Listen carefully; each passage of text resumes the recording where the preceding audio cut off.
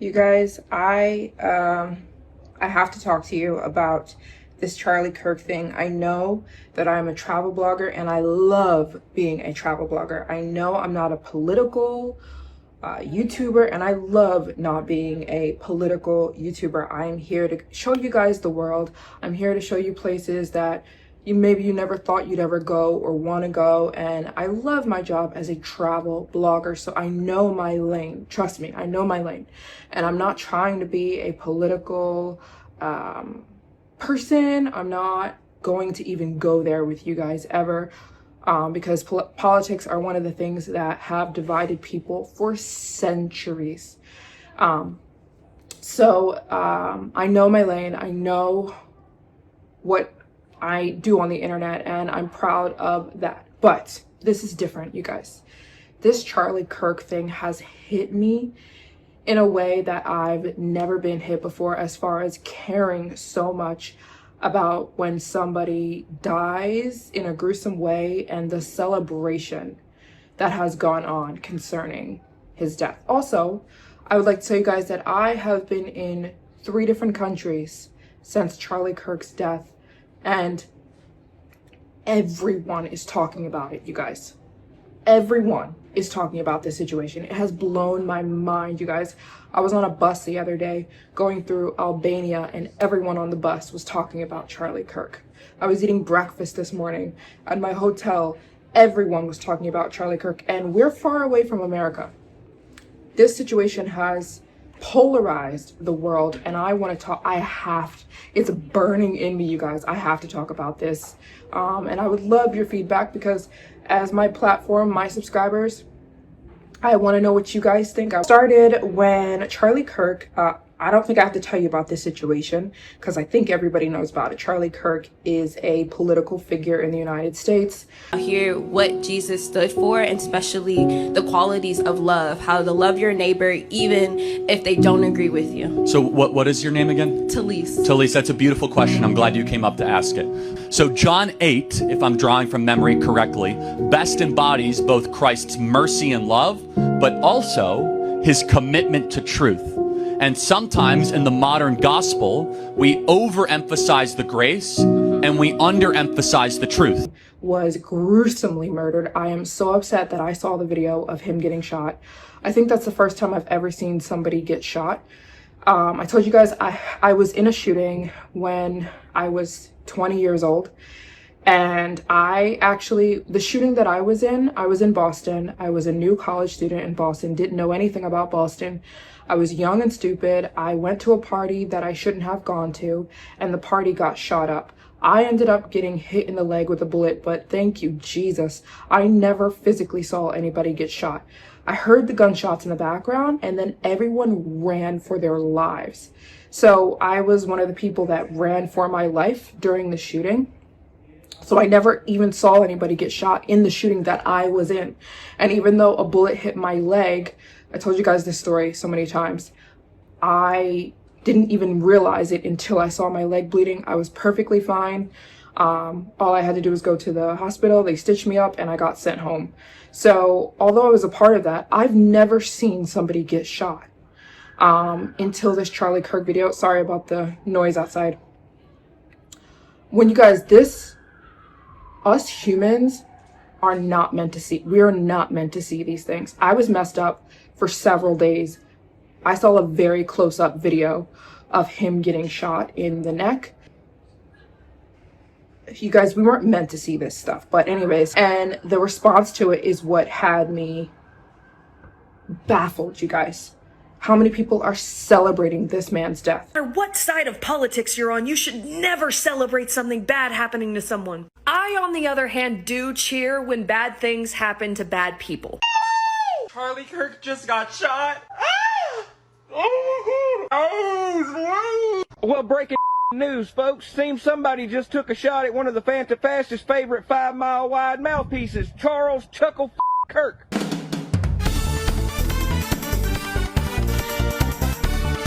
And I was never a huge Charlie Kirk fan, but I knew the things he did and said.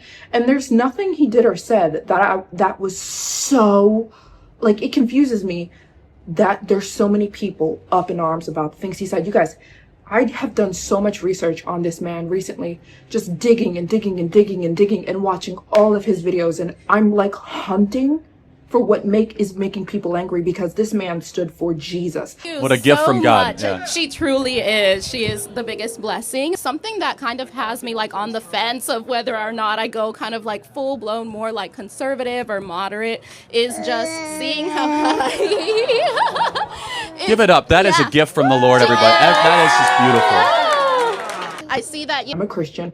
I strongly believe in that. He stood for a 2-parent household. He said, get married to one person. Don't sleep around. He told men, don't have multiple girlfriends. Don't hang out at parties. Don't drink. Don't do drugs. Go to the gym. Eat right. Find a good woman. Get married. Take care of your kids. Go home at the end of the day. Don't party.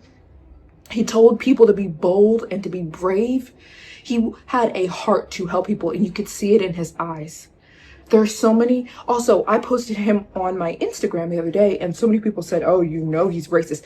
What the heck? That's a whole different video. What the heck makes you think you can call somebody racist because they don't agree with you on everything? Nothing he has ever said is racist. I'll show you what it said. This is almost 6 years ago exactly now, as of this video. I had not spoken to him in person or on social media. He started the conversation. You know what he said? 3 words. You are terrific. Now bear in mind, this is back before I was blessed with the followership I have now. I had fewer than 10,000 followers on Instagram, very small Facebook presence, wasn't even on TikTok at the time. But the fact of the matter is, this young man, this leader of Turning Point USA, reached out to me and saw something I had done. And he felt so moved that he reached out to me himself to encourage me. And then he went a step further. He invited me to the BLS, which is the Black Leadership Summit, Turning Point. People think or have an opinion about, but nothing he has ever said was racist. His best friend is a black man. Not that we should even have to go there. One of his other best friends, Candace Owens, I'm sure he knows that she's black. He was kind and respectful to all the black people he spoke to. I saw tons of videos of him. I saw this video of this man the other day say that he supported him financially when he was trying to coming up in the financial world. What are people talking about? People let Charlie go in such a gruesome way. And then I thought about it. Oh yeah, I know some other people who have gone out in a gruesome way and were humiliated and laughed at. Jesus, I'm not calling Charlie Jesus, but what I'm saying is, just because somebody goes out in this world in such a horrific, disgusting way, does not mean that they deserved that. Jesus left this earth in a gruesome way. He came back, he's coming back again, but he went out of here gruesome. Stephen went out gruesome. Stephen was stoned to death. Read your Bibles. Matthew, Mark, Luke, Matthew, who wrote the book of Matthew, was stabbed in the back with a spear. Mark, similar. Peter, who Jesus said that he called the rock that he was going to build his church on. Peter, who wrote the book of Peter in the Bible, one of Jesus's closest friends, was hung upside down on a cross by his feet. That's how he died. John the Baptist, his head was cut off. Martin Luther King was shot. Malcolm X went out of here. Like, just because people are saying like, oh, this is God punishing him because he went out of here in such a gruesome way, that doesn't make sense. I want to read you guys some biblical backing up of this. That just because you make people angry doesn't mean that you're doing something wrong. You actually might be doing something right. John chapter 15, verse 18 through 19. If the world hates you, keep in mind that it hated me first. If you belong to the world, it would love you as its own. As it is, you do not belong to the world, but I have chosen you out of the world. This is why the world hates you. That is in John chapter 15. Jesus is speaking about it is actually a good thing not to be liked. Whoa, let that rest for a second. If you don't cause any disruption, if nothing you say or do makes waves in any way, are you really even standing for anything? And I can quote you verse after verse after verse of Jesus telling us, and God, it's one and the same, but in the New Testament and in the Old Testament, there's so many quotes of Jesus telling people, be bold, don't be afraid. Why would God tell us over and over and over and over and over and over and over not to be afraid? Because he knows the persecution that comes with standing up for something. lest we stand up for anything. It's like the world, I think one reason that this Charlie Kirk situation has been so polarizing is because it's like a clear division between good and evil. We're seeing it before our eyes, people celebrating his death. You have got to be kidding me. There is nothing this man has said that is so bad. Nothing. And all the people that were DMing me like, he's a racist, you've got to be kidding me. I'm like, show me evidence. Show me evidence. Because I can show you counter evidence that he was not. Oh, he was this and this and this. I'm like, show me. Instead of saying he was something, show me an entire video or show me something where he had said, you guys, he stood up. He told,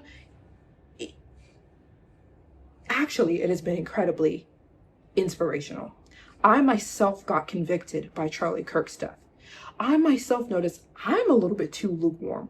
I'm a little bit too, I don't want to ruffle feathers, so let me not speak out about my opinion. That man was brave, you guys. That man was brave. He got up, he got out into the grassroots. He would go out into the earth where many of us don't go. Many of us just sit in our houses, scream at our TVs, comment on YouTube videos, our opinions. He was out in the trenches, you guys, trying to help people. That is so inspirational, and it's the thing that matters. He stood up for what he believed in. That's why people hated him. And the fact that he spoke up for Jesus so much in 2025, you guys, in a world that hates Jesus. He spoke up for Jesus all the time. And when they asked him, what is the thing you want to be remembered for? He said his faith in Jesus. He said, I want to be remembered for my faith in Jesus, my boldness. How many of us can say that we're bold, you guys? And bold means going against what everybody else is doing. It's not hard to say what everybody else is saying. That's easy. That doesn't cause any conflict. Just follow the crowd, whatever the crowd's saying, whatever the crowd's doing. No, boldness is to go against the crowd and to be willing to be persecuted, to be willing to be disliked. Let me say something to round out this video. Instead of looking at it, Charlie Kirk, look at yourself. Ask yourself, when this is all said and done, when I'm dead, when I'm in a casket, what can somebody say about my life? How did I try to fight to make this whole earth a better place? Because Charlie Kirk did that. And he convicted me, you guys. Automatically, I'm like, man, I'm not bold enough. I'm not trying my hardest like this man is to make this earth a better place, to fight for what I believe in this. You got to understand something. We live on an evil planet, you guys. We live on an evil planet. It's in the word that this world is evil. And if we're not trying to fight it, what are we doing? If we're not trying to stand up, especially all of us have all these platforms, everybody wants a platform to talk. But what are we talking about ourselves? What are we talking about, you guys? What are we doing? We're talking about a bunch of stuff that don't matter on this stupid social media platforms. We're talking about a bunch of junk that does not matter. Charlie talked about eternal things. He talked about your soul, about living right, about living different. He had the courage to be disliked by so many people, and he fought. He was in the trenches. He didn't even have security guards. He had security guards, but not that many. They were kind of just beside him, not really doing much, because he was willing to put his neck out there on the line. And whoever killed Charlie, and they think they stopped something, you created a million Charlies. That's what they're saying in South Korea. That's what they're saying in England. That's what I'm saying. You made another Charlie Kirk. I am Charlie Kirk because I am ridiculously inspired. Like, I haven't felt this inspired by somebody in a long time. And unfortunately, it had to come through his death. And that's horrible. Because all of us are looking like, oh my gosh, this is evil in front of our faces. And for the people saying he deserved it, wow. Wow. Do you deserve that?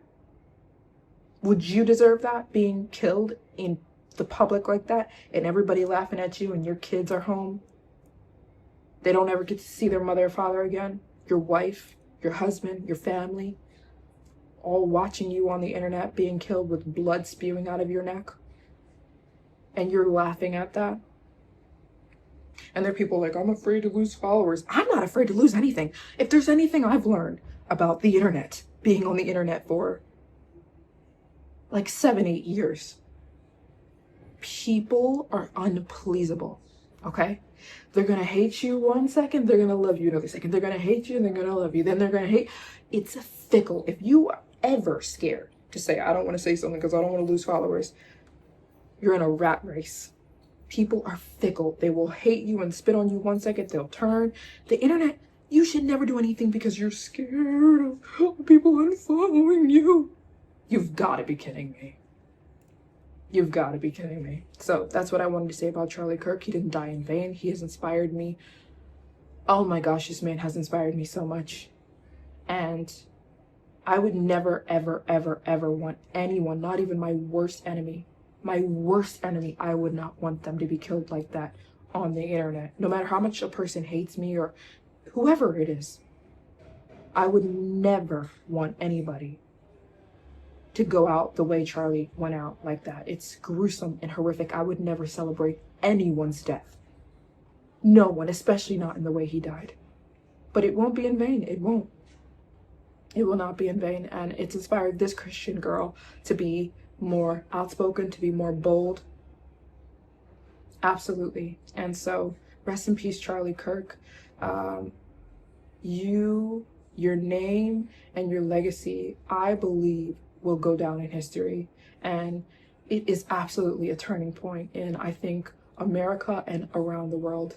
It has inspired us. You have inspired us, Christians, to be more bold and to be okay with being disliked and knowing that our eternal purpose is way greater than our momentary internet purpose, which means nothing.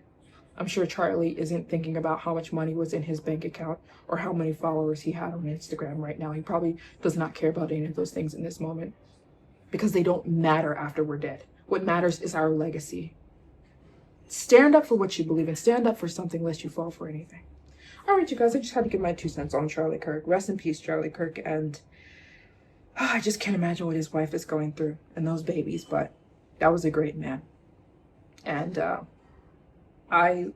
he's inspired me to but I believe the qualities he has inside of him are qualities that I really admire in my life. So that's all I wanted to say.